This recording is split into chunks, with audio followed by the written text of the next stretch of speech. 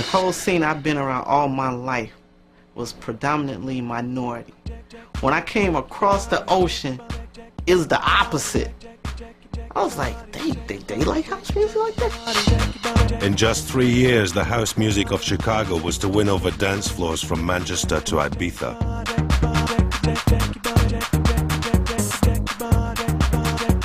When you first heard this stuff, it was just blew your bollocks off.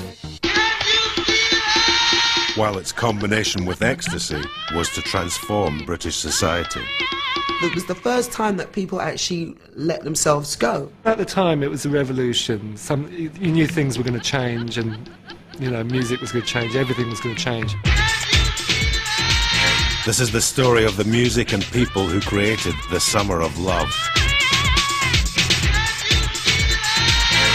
It was life-changing. It was life-changing for those people on the dance floor, and it was life-changing for me in the DJ box, and it was life-changing for the bouncers on the front door. Check this out.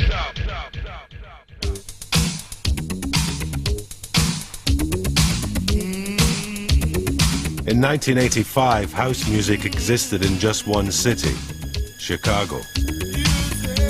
Everybody was DJs, so we needed something to catapult us into another category to make more money, and that became, just fragmented into making records at that time. The DJs of Chicago had created a new dance music from the ashes of disco.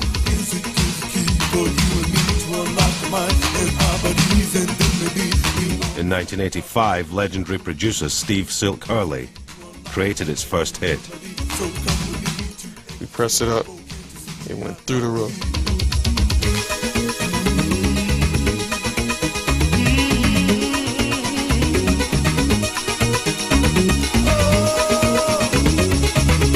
Hurley took house to number 9 in the American dance charts. But he didn't get the chance to release his planned follow-up. To date, my biggest record in the UK is Love Can't Turn Around. And it came together from, once again, it's crazy, it came together from an idea Steve Silk Hurley had. Farley was over at Jesse's place, and he said he had this idea. And so he couldn't execute that. He knew that the three of us could. Running Dwayne to do the solo, the piano stuff on there. We brought in Vince because Vince was like the lyricist on everything. Now this is how it started. My dream's all broken hearted because I want you. We'll never be the same because you play these silly games and yet I want you. We didn't have a lead vocalist. I had recently recorded a song with this guy, Daryl Pandy, a song called Climax that was on Ray Barney's Bright Star Records. And this guy was a motherfucker of a singer. And I had heard somewhere that he had played the Cowardly Lion in the local performance of The Wiz. And he's gay. So to us it was like, we don't want to have anything to do with this guy, because he's constantly telling us how he wants to try to get with us. He had a big bellowing voice and he was very churchy, and we thought that the kids were into that spiritual shit, man. Motherfuckers yelling and screaming on the records, So we thought that he would go over like gangbusters in the club. So we brought this guy in and he sang the fuck out that tune. Now this is how it started. My dreams are broken hearted, yet I want you. Baby, we'll never be the same, cause you play those silly games, and yet I want you, girl. Farley started playing the shit on the radio, and, copies started flying out the door. Record goes on the radio, blows up, huge, selling numbers. But Love Can't Turn Around divided the friends who had created it. Just want everybody to keep calling your name Farley, so it got a little bit out of hand at that time. Within 30 days, I'm in Rocky Jones' office, and he's cutting us a check for $20,000, $30,000. And I'm sitting up thinking, I didn't expect anything out of this record, but I'm making money. You're working with your friends, and you think that, I guess everybody do the right thing when somebody gets paid, that everybody's sharing the wealth, but you come to find it, it's just not like that. I never got a friggin' penny. I don't think even Daryl got the money that he should have gotten. But it was the track that catapulted house into the UK.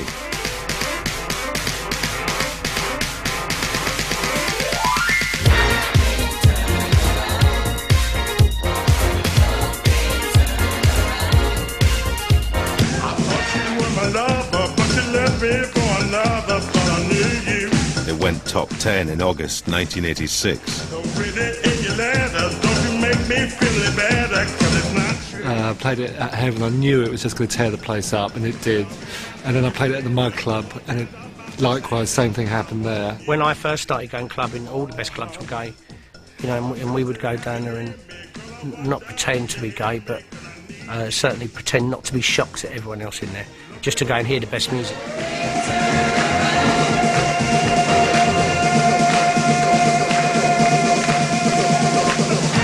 DJs who played house in straight clubs in London got a less enthusiastic reaction.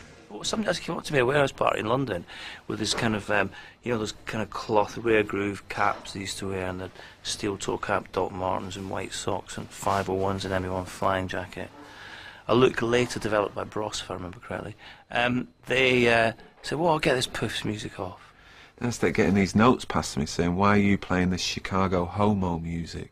I had a few kind of like things thrown at me. And I was called gay a lot as well. Most of the clubbers were into rare groove and hip-hop, and, you know, everyone was cool and down and that kind of stuff. I think a lot of the hip-hop kids thought the music was quite faggy. You know, they didn't get it. And in fact, most people didn't get it. No one's used to it. No one was used to that sort of tempo and energy. So, you know, it took a while, but up north, everyone was into it. Everyone were into it long before we were, as far as, like, you know, going out and dancing to it and stuff. Since the late 70s, soul fans in the north of England had held the torch for up-tempo dance music.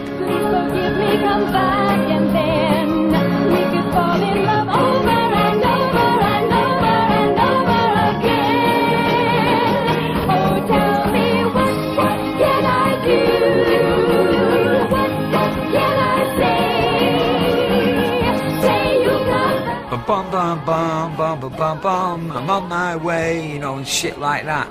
You know, we grew up in a real northern soul sort of thing. When house arrived in the 80s, it fitted into the northern soul all-night dance culture. I think there was a lot of similarities. It was like, you know, very soulful, four-to-the-floor fast music. When the Hacienda started playing records from Detroit and Chicago, it wasn't that different maybe to what DJs had done a generation before. I mean, when we first started the Friday night at the house, we got quite a lot of the old northern boys coming down. When I was playing like Adonis, No Way Back, I mean, I could see lots of people doing northern soul dances. Opened by Factory Records in 1982, the Hacienda was modelled on New York clubs like the Danceteria. It was empty for the first 5 years, completely empty.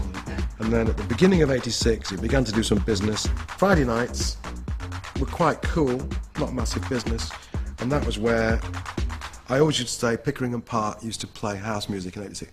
In fact, it was Pickering Park and John De Silva, who I never give enough credit because his name doesn't begin with P. I think Manchester was the epicentre of the whole house scene as such. I mean, there was things happening in London, but I mean, I moved to Manchester, apart from the fact that I was around here, it was mainly really just simply for the Hacienda. And you know, if you wanted to be a house DJ, it was the place to come. But when you went in the Haci, you heard stuff that nobody else got for fucking months.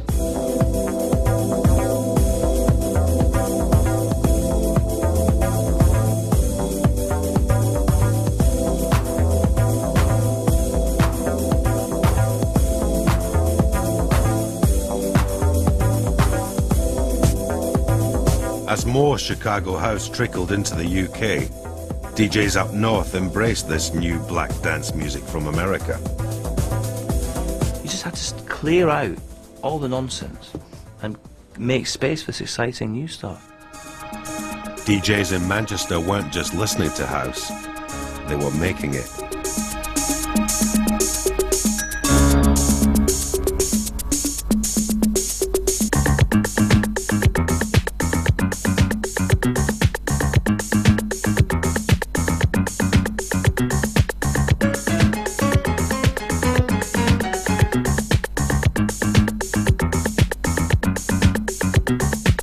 I think we had the first British house single. That's the original sleeve, which we bagged ourselves from a little room in Islington in London.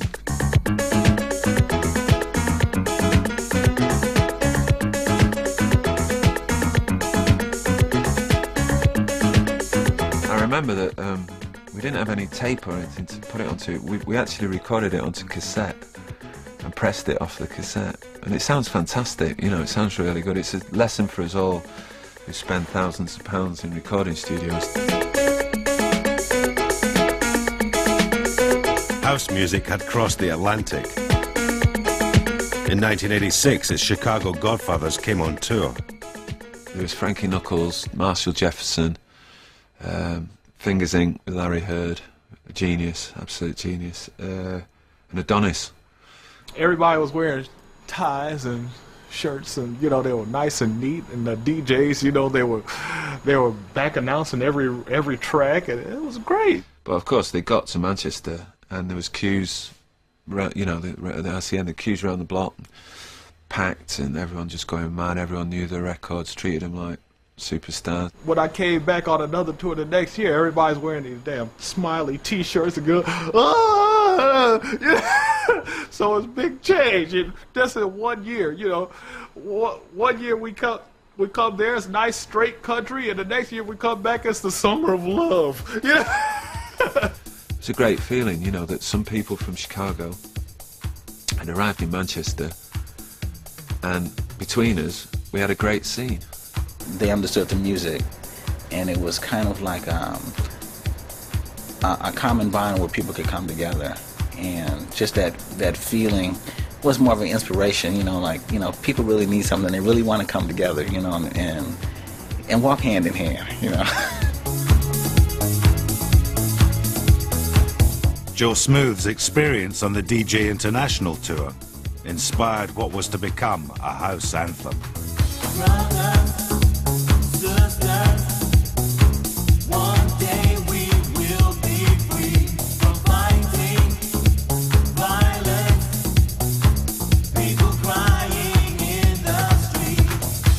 When Joe Smooth hit the stage, it was, I can remember Joe's face as though it was yesterday. He came on, I'm trying to remember the venue, we're up north, Huddersfield or something, and there had to be 3,000 people in front of him, and he walked on, and it was like, boo, boo, boo, boo, and there's Joe Smooth in Promised Land, and he sang into the chorus, and everyone knew the words. And here's someone who had just come out of Chicago. He couldn't get arrested with his record. It wasn't on any playlist, maybe 2 playlists out of 1,400 in the States, and here he is, and he's a household name, and girls are throwing themselves on stage. The song itself is like taking the basic element from the Martin Luther King speech and just expounding upon it on a musical level.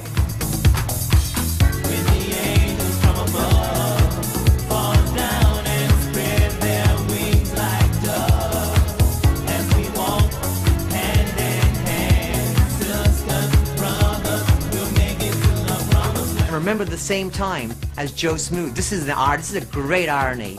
The same week, the same month, the same day as Joe Smooth had the track Promised Land on the streets, the Style Council released a cover of Promised Land.